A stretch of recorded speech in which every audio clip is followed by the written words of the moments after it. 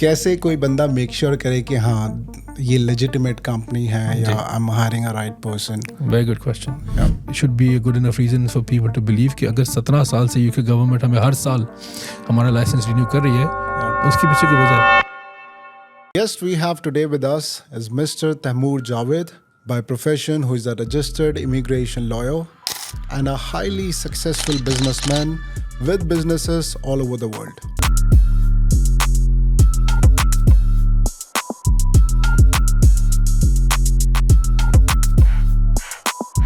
जब कनाडा बहुत ज़्यादा पॉपुलर था, आप जिससे बात करें, everybody wants to go to Canada. Yes. Why?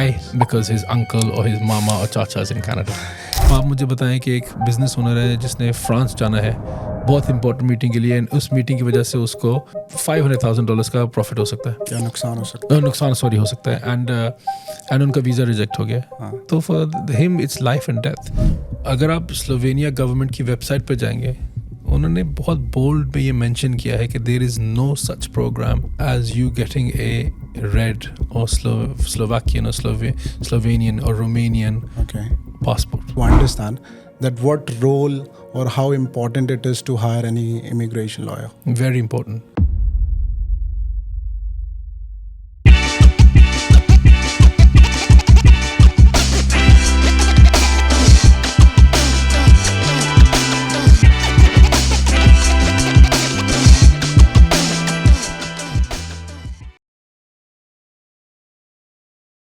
Hi, Mr. Jawed. Hi, Nikhil. Good to meet you. How are you? Great, thank you. कैसा लग रहा है T? Amazing, fantastic. So shall I call you T or shall I call you Mr. Jawed? It's entirely up to you. In the UK, people can't pronounce Taimur, so they call me T. Okay. When I come to Dubai, they can't pronounce Taimur, so they call me T. So आपको जो अच्छा लगे जी, of course. But T I can call you, of right? Course, absolutely. Okay, the T I know. First of all, I would like to thank you for taking the time to join us. My pleasure.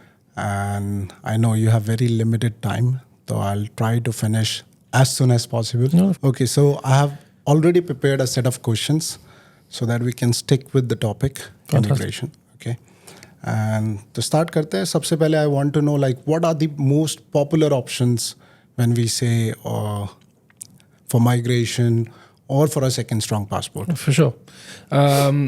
So as सबको पता ही आजकल immigration is a very competitive industry. It's been a very sought after industry for many years. Especially जिस city में हम रह रहे हैं Dubai में, एंड जिस रीजन में हम रह रहे हैं मीना रीजन में, 95% of the people here are immigrants or expats. Yep. I call them long-term visitors. Yeah. And they all want a plan B, because in case they have to pack up and they need to go, nobody's going to go back to India or Pakistan or Bangladesh or Egypt or Syria for that matter. Sure. Because they get used to this life. They have children who are born here and they adapt to this kind of a lifestyle. So everybody wants to move and go to probably a more Western country. There was a time जब Canada बहुत ज़्यादा popular था. आप जिससे बात करें, everybody wants to go to Canada. Yes. Why? Because his uncle or his mama or chacha is in Canada.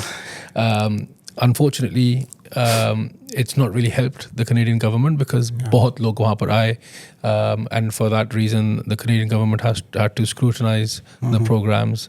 They had to make the policies more stringent, and in the last sort of 24 months, I would say, बहुत limited option रह गया लोगों के पास for migration to Canada.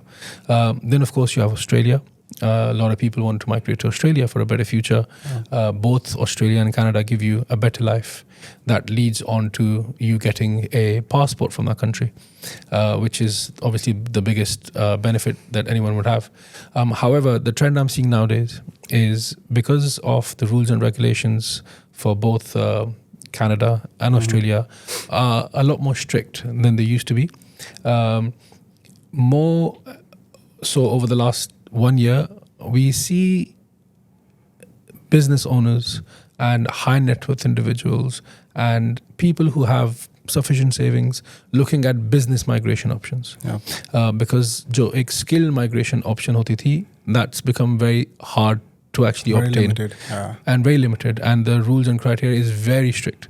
तो बहुत सारी companies ऐसी हैं जो अभी भी आपको कनाडा का या ऑस्ट्रेलिया का ड्रीम दिखाएंगे Okay. and you'll pay them a fee, but you'll never actually see yourself move into that country because the process is very strict. The rules and regulations are very strict. तो immigration industry को इन वजह से एक bad reputation भी But मिलती I है. think it is still happening, right? Of The course. Canada skill migration. But yes, now people are more aware, like how it can be done. The score, the CRS score is very high, the points-based system. Yep. So to get those points, unless you have a very, highly sought-after degree, you are in a very, very high position in your occupation, and you are still on the younger side, not my age. So you're still early 30s. You're still young. Thank you. So and your English, your command of the English language is exceptional. So you have आपको IELTS का आपने सुना होगा. Anyone that wants to migrate to Canada, Australia has to pass the English language test, IELTS, and the score requirement for that is very high. Right. So as long as you can tick all these boxes, of course, the doors are still open. However, 2.5, 3 years ago, a lot more people were eligible for these programs. Now the eligibility criteria has become so strict, only a handful of people qualify. So people are moving towards Portugal. Very popular nowadays because there's no language requirement. You don't have to show any education. There are 2 or 3 different routes. You can establish a business, whether that be a small shop or that be a 5-star restaurant, or you buy multinational businesses. But sorry to cut you, Mr. Jawed. Let's go one by one, Sure. so that my audience can understand. Of course. Because the point of asking you the question regarding this popular option, so that we can start with a point where people understand. Okay, these are the options, Absolutely. and then in detail we'll discuss. So skilled migration, you have covered all, like the Canada, Australia. And I Still think there, New but Zealand, difficult, like you said. Yeah. And I have even done the assessment, like even if you score the highest points or the bands in IELTS, you will still not be able to reach the benchmark what they are looking for, right? Absolutely. It becomes a waiting game. Yeah. So you're in the system, and when the score drops, you get the invitation. Whether that happens tomorrow or happens after 5 years, no And one I've knows heard the answer. there's too much backlog too, right? A lot, because of COVID especially. A lot of applications were affected and people panicked. A lot of people applied, even though some people took a step back and thought, but at the same time, after COVID finished, people realized that हमें plan B चाहिए ही चाहिए. So applications went in, every day, hundreds and thousands. So manpower itna nahi hai government ke paas, so there's a massive backlog for sure. But what would you suggest to someone who is like working as an expat in the Gulf, as an engineer, let's say, who's skilled, right? But don't have that much of funds to make a huge investment or start something, start a business. तो उनके लिए क्या suggestion होगा आपके लिए? What they can try? Look, again, if they tick the boxes for Canadian or Australian scale migration and they're able to score the English language IELTS results that's required, of course, I would say कि simple solution. बहुत लोग पूछते हैं easy immigration solution. Yeah. So this is an easy immigration route. However, you need to work hard to ensure that you provide documentation that would make you eligible. Someone like us, we can't do any magic. Our job is to ensure we guide you and advise you to make sure that your application meets the highest chance of success. At the end of the day, the applicant has to give us what we require. So as long as you can do that, as an engineer, as a teacher, as a doctor, as an IT professional, nurses, Canada, crying out loud. So of course, Australia, Canada. अगर आपको लगता है कि you might not be able to score a high score in English, and you have reasonable savings, Portugal, Spain, great options in Europe. Digital nomad is an option because That is a lot for of the people. remote worker. Hanji, after COVID, a lot of people are working from home. A lot of employers have given the option. I've heard there are many other countries also doing or promoting Absolutely. these kind of Malta, programs. Austria, I believe France. So there's a lot of countries that offer you the digital nomad option. Aapke paas, but in my opinion right now, if I was to rank, Portugal is ranked number 1 in terms of a simple process that qualifies you. As long as you get the right guidance and the right support, you should be able to get the Portuguese. I think, correct me if I'm wrong, there is no educational assessment. Absolutely there is no IELTS requirement. There is no as such Like if you're a remote worker, there's no need of making an investment too, right? Ji. And still you can obtain the residency. Absolutely. Okay. And it will lead them to have a passport? This is the best part about this. After 6 years, you can apply for a Portuguese passport. Wow. Portuguese passport, as you know, is ranked amongst the top 5 in the world. Yeah. So then you become a global trotter. Yes. True. Okay. Very good.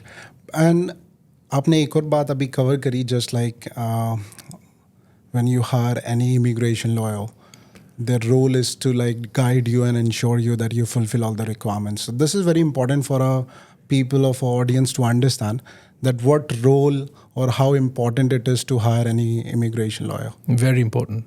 The same way as you going to a doctor for advice, or you going to a mechanic to fix your car.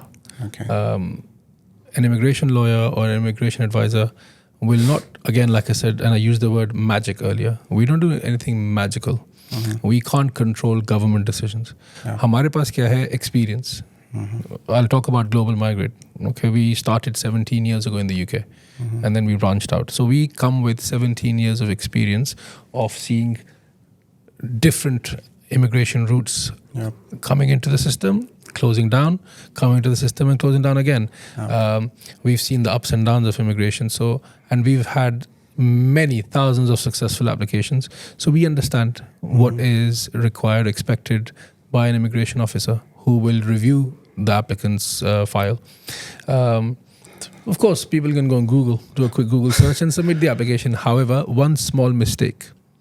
I'll give you an example. We had a client who had to meet financial criteria for UK back when the Tier 1 entrepreneur visa was out there. We'll discuss this gradually as well. But his bank statement was short by £10, 50 dirhams. Okay. And the application got rejected. Okay, now he made the application himself. And he thought it's only £10. Yeah. The government needs you to have X amount of money in your bank statement. Okay. Agar ek penny bhi down hai, you don't meet criteria. If he had come to us, we would have picked it up and we would have said to him that, look, this is something that could scrutinize your application and you'll get a rejection. You're going to waste your time and money. So it's very important to hire someone who knows what they're doing. Look at their track record and whoever you feel comfortable with, for sure you should. It's an expense which is worth the spend. But coming to this, like as we know, especially in Gulf, there are so many companies, right? So कैसे कोई बंदा make sure करे कि हाँ ये legitimate company है या I'm hiring a right person? Very good question. Yep. Because MENA region में पिछले 4 साल में we've seen a lot of companies open up and close. We've seen a lot of companies who've disappeared and run away, excuse me, with people's money. And the mistake that people make there is they fall for the sales pitch of the consultant that's giving them and showing them a dream. What they fail to realize is they need to look at the track record of the company. Okay, how long has the company been established for? What is the accreditations?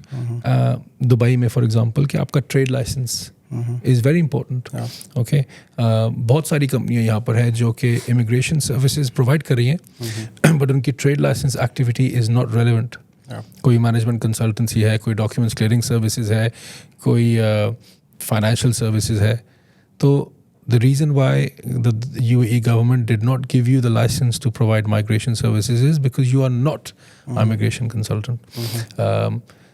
That's number one. Number two, बहुत ऐसी companies हैं जिन्होंने दूसरी immigration firms को successful होते हुए देखा तो उन्होंने कहा okay, let's open up an immigration firm. So look at, like I said, the track record, the history, the reviews, accreditation. So if somebody is giving you advice on Portuguese immigration, make sure they either have trustworthy partners who again come with a good track record, or they have their own registrations for those countries. UK, for example, we are regulated by the UK government. My company name is on the UK government side for the last 17 years. So that in itself should be a good enough reason for people to believe कि अगर 17 साल से UK government हमें हर साल हमारा license renew कर रही है, उसकी पीछे की वजह है. So these are the things that anyone... But even what I have learned from my experience, like I had one of my friend who applied for this Canada immigration. So initially, he was under the impression, and I think that's very common as a layman when they come up with the interest, okay, we wish to migrate somewhere, and they thought of hiring any lawyer. They are under the impression that guaranteed if you hire a lawyer, guaranteed will get the visa. So this is not the case, right? I wish it was. Yep. Then an immigration lawyer will not charge 1,000 euros. They'll guarantee outcomes and charge what they want to charge. Okay, what an immigration advisor or a lawyer. So आपको ये भी देखना ज़रूरी है कि are you actually dealing with an immigration firm? Okay. Are you dealing with a sales firm? Okay. Who just wants you to fall for their sales pitch and give them the money. So what you're paying a qualified immigration firm is for the expertise, their knowledge and their time to guide you. So true. Yep. Okay, we are not a government authority. Yep. So 2 similar applications submitted, one can be approved, one can be rejected because the immigration officer who's reviewing the application found something which the client forgot to tell us, did not mention, and we can't find out. But उसके बाद भी ऐसे chances होते हैं like you client is fulfilling all the requirement, but still there is a chance that client might get a rejection. I'll say 0.01%, unless of course there's an interview and the applicant has an interview with the immigration officer and he fails it. Okay. I can't control it. Yeah. Any immigration law firm or consultancy can't control it. So if it's an application which will be reviewed on paper and we have guided and supported the applicant to tick all the boxes, there is no reason for rejection. Okay. If of course immigration officer is having a bad day, because it does happen. Okay, I've seen this over the years, and application gets rejected because of whatever the reason might be. Of course, we have the right to appeal against it because we can as authorized representatives. But when you go to a non-authorized consultancy, they can't appeal against your application because they can't represent you. We represent you in the application, so we fight your case. Okay. And I've heard about this Caribbean option. It's very popular, especially in Gulf, among Syrian, these kind of nationalities, right? Anyone with, I would say, a not so strong passport, whether that be Syrian, Egyptian, Pakistani, Bangladeshi, Jordanian, Palestinians, even UK nationals or Canadian nationals or US nationals, a lot of people who are high net worth individuals, people who have the money, business owners, entrepreneurs, they utilize this option for 2 reasons. They want a safe haven for their family. So imagine it's all over the news at the moment with what's going on with the Pakistani passport, for instance. Okay, they are getting rejections from a lot of countries, which पहले ऐसा नहीं होता था उनके साथ. US, Canada, yes, but अभी बहुत ऐसी countries हैं जो कि उनकी applications को approve नहीं कर रही हैं purely because of the passport they hold. अब आप मुझे बताएं कि एक business owner है जिसने France जाना है बहुत important meeting के लिए, उस meeting की वजह से उसको $500,000 का profit हो सकता है या नुकसान हो सकता है, नुकसान हो सकता है, and उनका visa reject हो गया. तो for him it's life and death. तो for someone like him, a second passport from the Caribbean is gold dust. Okay, that's a platinum product for them. They want their kids to have better education. UK nationals are now going to be paying a lot more taxes than they were until 6 months ago. US citizens are tax-paying citizens for the rest of their life. So a lot of people invest into these countries in the Caribbean or in the Australian Pacific Ocean, Vanuatu, Nauru, etc., to get these second passports because they're tax havens. So any income generated for a citizen for that country is tax-free. There's no capital gains tax. There's no inheritance tax. There's no income tax. So many, many advantages. But T, what would you suggest? Because not all the nationalities can have the second 2 passports. Like being an Indian, you cannot have 2 passports, right? So, but still we would like to enjoy the travel freedom, right? So, is there any country which you would like to suggest if somebody, let's say, जिसके पास पैसा है या जो business में invest करना चाहता है, तो ऐसे कोई options है जहाँ जिनको रेसिडेंसी मिले so that they can have and enjoy travel Of freedom. course. देखिए, 75% of people that we speak to, the first goal for them is Europe. Yep. बच्चों की education, or they want to settle in Europe. Yeah. So good thing is Europe has many residency application programs, which eventually can lead on to a passport if you live there, etc. Otherwise, you get residence.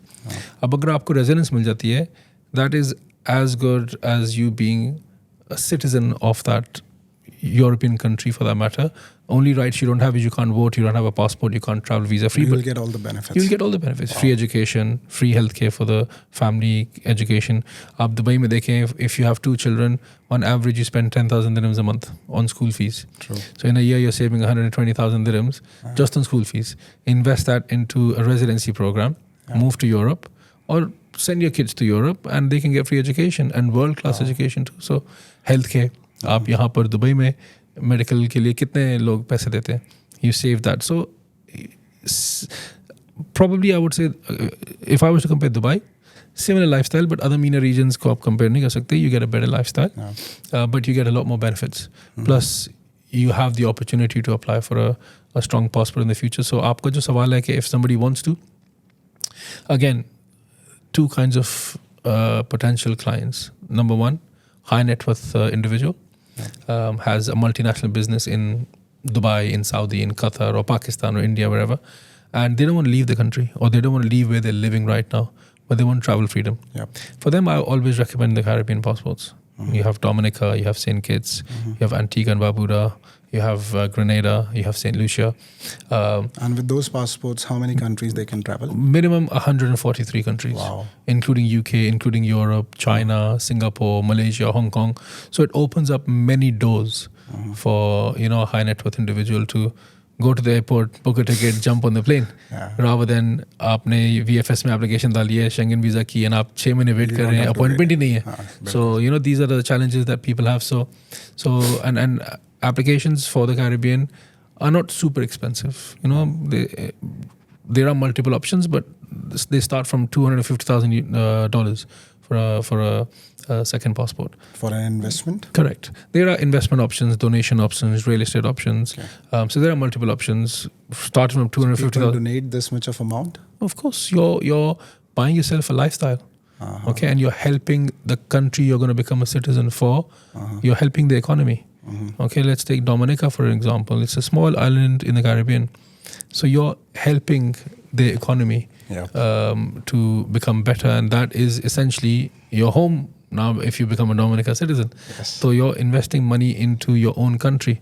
As a UK citizen, born, raised and bred in the UK, if I have to pay tax to the UK government now, I'm not happy and comfortable because that money is not being used for the right resources.